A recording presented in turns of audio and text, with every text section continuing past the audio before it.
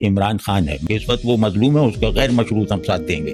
نوجوانوں میں بہت بڑی اکثریت اس پر اعتماد پیدا کر چکی تھی۔ مستقبل کی طرف اپنی قوم کو لے جانے والی گاڑی کے ڈرائیورز کو آپ نے اس طرح ہرٹ کیا ہے۔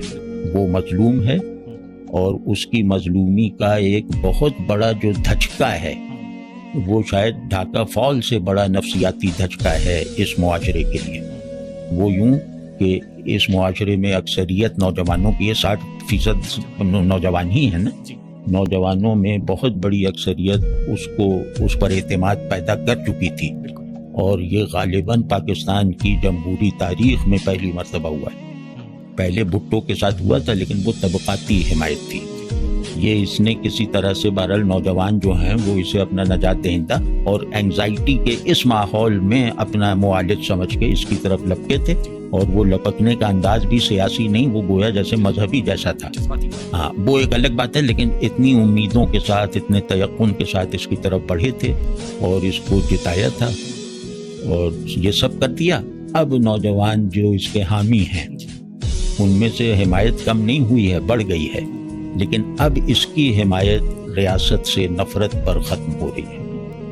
اب نوجوان کے اندر ریاست دشمنی کے جذبات پیدا ہو سکتے ہیں، اور یہ نارمل ہے، مطلب اس کو وہ قانونی نظر وغیرہ سے نہ دیکھا جائے، یہ نارمل ریئیکشن ہے، اور یہ ریئیکشن اگر کہیں اس نے کوئی اپنے نکاس کا راستہ، منظم راستہ نکال لیا تو وہ بہت زیادہ خطرناک ہو سکتا ہے۔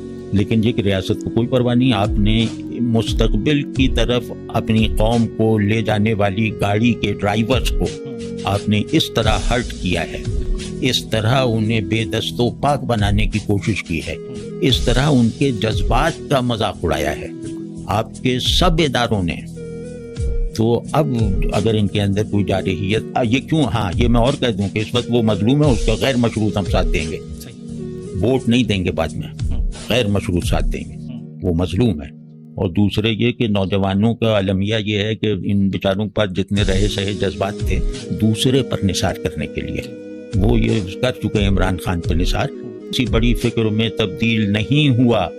نوجوانوں کی شکایت اگر کسی بہت بڑے ڈسکورس، انقلابی ڈسکورس میں نہیں بدلی تو یہاں بہت بڑی انارکی ہوگی۔ یہاں تمام ادارے شدید ترین عوامی نفرت کا نشانہ بنیں گے عملاً، اللہ نہ کرے کہ ہمیں کبھی ایسا دیکھنا پڑے۔ تو لیکن یہ کہ ظالم، ہمارے یہاں یہ ہے نا، ذہن وہن تو ہے نہیں، نہ ظالم کا نہ مظلوم کا، یعنی آپ اس قوم کو آنے والے کل میں صحت مند حالت میں جب پہنچانا چاہتے ہیں تو کل الیکشن کا اعلان کریے، اور یہ سب چال بازیاں نہ کیجیے، کیا وہ نشستیں ہوں۔ آپ دیکھ نہیں رہے جیسے تمبولا چل رہا ہے کوئی، کہ یہ سیاسی لیڈر بھی سب بے نقاب ہو گئے ہیں، عجیب عجیب سازشیں اور چالاکیاں اور وہ سب چل رہی ہے، اور بالکل گھن آتی ہے۔